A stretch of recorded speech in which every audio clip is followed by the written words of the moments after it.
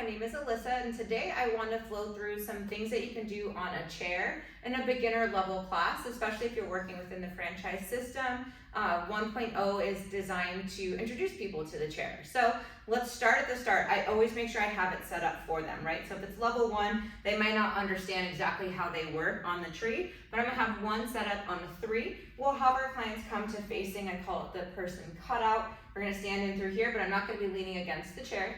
We'll bring our shoulders down and back. We'll nod our chin to the chest, and we'll start to roll down and reaching those arms forward for the pedal. So I like to have them heel of their hands on, push all of their weight into their heels, and they're gonna just do like a little bit of a dive down, just a reach in opposition. So I'm pushing my hips away from my hands, reach, flat back until I can't anymore. And then from here, I'm gonna nod my chin to my chest, and I'm gonna scoop up with my belly button and kind of round up, reaching the top and then rolling back up. Serves as a great warm-up.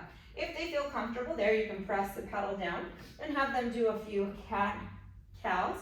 So they don't actually leave the pedal. They're just kind of moving through that nice spinal mobility and getting the hang of it there. And then from here, we can add in some mild extension. So I really want to preface at level 1, we want to keep the feet on the ground at all times. Shoulders down and back, we're going to lay onto the box here. So I'm relatively short, but I can still get my hips on the box with my feet down. Shoulders down and back. They're just going to reach and press the pedal straight. So we'll cue straight arms here, and you're just going to lift up an inch or two, reaching the crown of the head forward towards the spring wall, and then lay back down. So it's a very small movement. Again, I'm just trying to get them used to how does this chair work.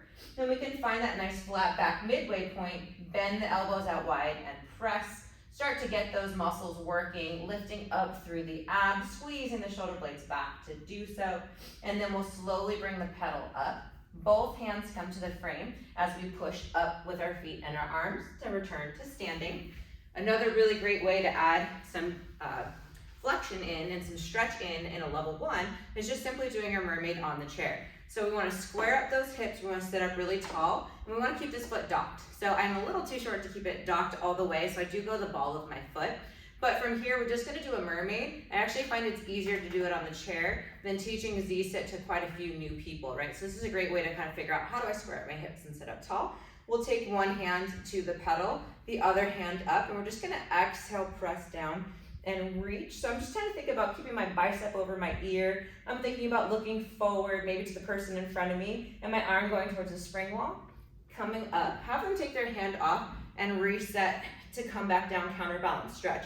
This will give them an opportunity to kind of find a little bit of the flow, right? Where do I put my hand? How can I move? And then if we want to add in a little bit of extension, we can rotate down, both hands on to the pedal nice and wide. Everyone's going to be different here. Some people might be further down or all the way up. And we're just going to lift, kind of think chest first, head lifts, and then exhale, press down. Really cue foot staying on ground here, just for safety. And then the last one, we'll go ahead and bring that hand back to the center. We'll de-rotate, come all the way back up and around, which is a really great way to add in the chair. Obviously do the other side as well.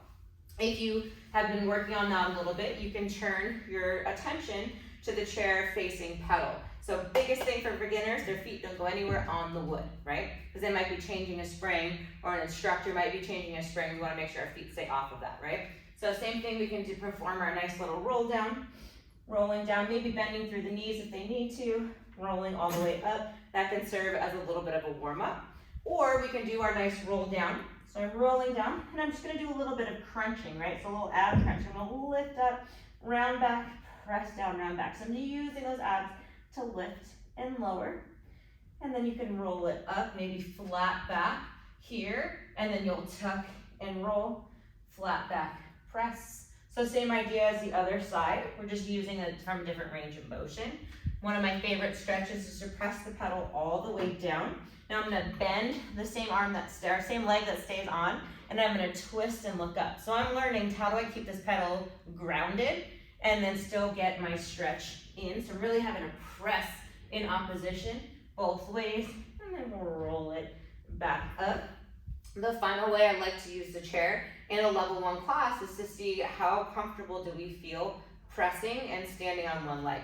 So my feet stay off of the platform, hinge at the hips, hands come down. So gentle touch, right? We're not kind of diving on or dying on this here, just a nice gentle touch. And then from here, I'm gonna float my right leg up till my toes touch. And then I'm gently gonna press the pedal down. So I'm keeping everything kind of connected. So my hands don't come up, my feet don't come up, my left heel, I'm pressing most of my weight into that. And I'm just gonna float the pedal up and down. Maybe I'm lifting through the ball of my heel as high as I can, and then I'll go ahead and step all the way on and get a nice deep tendon stretch. People tend to love this. In between, it's just like you're doing it on the foot bar, but now you're using your body weight. And then when we're ready, we'll take the other foot down and we'll lift and lower. So you can go in parallel on toes, you can do a nice turnout, get a little bit more core involved, or you can have them pressing through their heels. But they're essentially trying to figure out what spring works for me. You as an instructor get to know how they feel on the chair before moving them up and progressing them to level 1.5 or intermediate exercises. Hit subscribe, let me know what you want to see, what you want to do in your studio, and I'll help you out.